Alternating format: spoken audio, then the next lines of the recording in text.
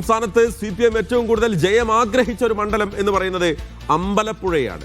അമ്പലപ്പുഴയിൽ പക്ഷേ കാര്യങ്ങൾ അത്ര പന്തിയല്ല എന്നാണ് അവിടുത്തെ പാർട്ടി ഘടകങ്ങൾ തന്നെ റിപ്പോർട്ട് ചെയ്യുന്നതായിട്ട് വരുന്ന വാർത്തകൾ. 2 കണക്കാണ് അമ്പലപ്പുഴയിൽ പാർട്ടിയുടെ കീഴ്ഘടകങ്ങൾ ജില്ലാ കമ്മിറ്റിക്ക് നൽകിയിരിക്കുന്നത്. അതിലൊന്ന് 3800 വോട്ടുകൾക്ക് അവിടെ അമ്പലപ്പുഴയിൽ LDF സ്ഥാനാർത്ഥി ജയിക്കും എന്നുള്ളതാണ് ഒരു കണക്ക്.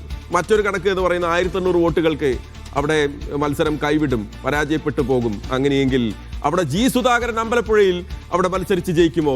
അത് CPM ഉണ്ടാക്കുന്ന അവർക്ക് നേരിടേണ്ടി വരുന്ന ഏറ്റവും മോശം സാഹചര്യമായിരിക്കും അങ്ങനെ ഒരു ജയം അവിടെ വന്നു കഴിഞ്ഞാൽ. എന്താണ് അമ്പലപ്പുഴയിലെ കണക്ക്, ആലപ്പുഴയിലെ കണക്ക് എന്താണ് എന്നുള്ളത് നമ്മൾ വിശദമായി നോക്കുകയാണ്. ഫൈസൽ അസീസാണ് ചേരുന്നത്. ഫൈസൽ, അമ്പലപ്പുഴയാണല്ലോ ആലപ്പുഴയിലെ ഏറ്റവും ഒരു ഗ്ലാമർ മണ്ഡലം, ഒരു ടൈറ്റ് ഫൈറ്റ് ഒക്കെ എന്നൊക്കെ പറയാവുന്ന രീതിയിൽ നടന്നത്.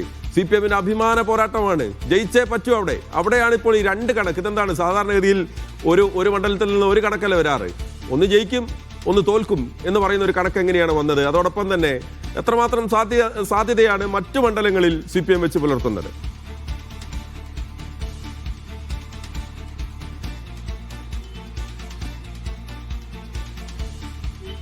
മഹേഷ്, ഏതായാലും 2 കണക്കുകളാണ് ഇപ്പോൾ ഇപ്പോൾ 2 കണക്കുകളാണ് പുറത്തു വന്നിരിക്കുന്നത്. ഒന്നുകിൽ 3800 വോട്ടുകൾക്ക് ജയിക്കുകയോ അല്ലെങ്കിൽ 1800 വോട്ടുകൾക്ക് പിന്നിൽ പോവുകയോ ചെയ്യും. അമ്പലപ്പുഴയിലെ കാര്യമാണ് ഈ പറയുന്നത്.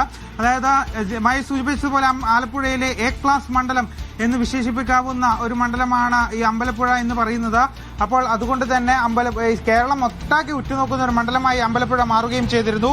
അത് പ്രധാനപ്പെട്ട കാരണം മുൻ മന്ത്രി CPMന്റെ മുതിർന്ന നേതാവുമായ G. സുധാകരൻ UDFന്റെ സ്വതന്ത്ര സ്ഥാനാർത്ഥിയായി മത്സരിക്കുന്നു എന്നുള്ളത് തന്നെയാണ്. അപ്പോൾ അതുകൊണ്ട് തന്നെ 3800 വോട്ടുകൾക്ക് ഒന്നുകിൽ CPM ജയിക്കുകയോ അല്ലെങ്കിൽ 1800 വോട്ടുകൾക്ക് CPM തോൽക്കുകയോ ചെയ്യുമെന്നാണ് ഇപ്പോൾ ഒരു വിലയിരുത്തൽ എന്ന് പറയുന്നത്. കാരണം BJP വോട്ടുകളാണ്. ഈ BJP വോട്ടുകൾ എത്രത്തോളം അറിയുന്നുവോ അതിനനുസരിച്ചായിരിക്കും വിജയം എന്നാണ് പറയുന്നത്. അതായത് BJP വോട്ടുകൾ G. സുധാകരൻ ലഭിക്കുകയാണെങ്കിൽ 1800 വോട്ടുകൾക്ക് പരാജയപ്പെടുമെന്നും അല്ലെങ്കിൽ 3800 വോട്ടുകൾക്ക് അമ്പലപ്പുഴയിൽ വിജയിക്കുമെന്നുമാണ് CPMന്റെ ഒരു പ്രാഥമികമായ വിലയിരുത്തൽ എന്ന് പറയുന്നത്. മാത്രമല്ല കുട്ടനാടും, അതായത് CPM LDFന്റെ പ്രധാനപ്പെട്ട ഘടകകക്ഷിയായ NCP മത്സരിക്കുന്ന മണ്ഡലമാണ് കുട്ടനാട്. അവിടെയും UDFന്റെ ഘടകകക്ഷിയായ കേരള കോൺഗ്രസ് ജോസഫ് വിഭാഗമാണ് മത്സരിക്കുന്നത്. റെജി ചെറിയാനാണ് മത്സരിക്കുന്നത്. തോമസ് കെ തോമസ് ആണ് നിലവിലെ MLA. അദ്ദേഹം തന്നെയാണ് വീണ്ടും മത്സരിക്കുന്നത്. അദ്ദേഹം ആ കുട്ടനാട് മണ്ഡലം LDFന്റെ കയ്യിൽ നിന്ന് പോകും എന്ന് തന്നെയാണ് ഇപ്പോൾ പ്രാഥമിക വിലയിരുത്തൽ. അതായത് കുട്ടനാട് UDF തിരിച്ചു പിടിക്കുമെന്നാണ് ഈ വിലയിരുത്തൽ എന്ന് പറയുന്നത്. മാത്രമല്ല UDFന്റെ കയ്യിലുള്ള ഏക മണ്ഡലമാണ് ഹരിപ്പാടും രമേശ് ചെന്നിത്തല നിലനിർത്തും. LDF അവിടെ തോൽക്കുമെന്നും പറയുന്നുണ്ട്. മാത്രമല്ല കായംകുളം, ആലപ്പുഴ, അതുപോലെ അരൂർ, ഈ മണ്ഡലങ്ങളിൽ 3ലും വളരെ നേരിയ ശതമാനം മാത്രമേ വിജയസാധ്യതയുള്ളൂ എന്നാണ് പറയുന്നത്. അതായത് 13000 വോട്ടിനായിരുന്നു കഴിഞ്ഞ തവണ, ഭൂരിപക്ഷത്തിനായിരുന്നു കഴിഞ്ഞ തവണ PP ചിന്തരഞ്ജൻ ആലപ്പുഴയിൽ ജയിച്ചത്. ഇപ്പോൾ 2700 ആണ് ഈ പ്രാഥമികമായ വിലയിരുത്തൽ പറയുന്നത്. കായംകുളത്ത് 6000, അരൂരിൽ 1700. അതുപോലെ കുട്ടനാട്ടിൽ 3700 വോട്ടുകൾക്ക് വിജയിക്കുമെന്നാണ് UDF വിജയിക്കുമെന്നാണ് പറയുന്നത്.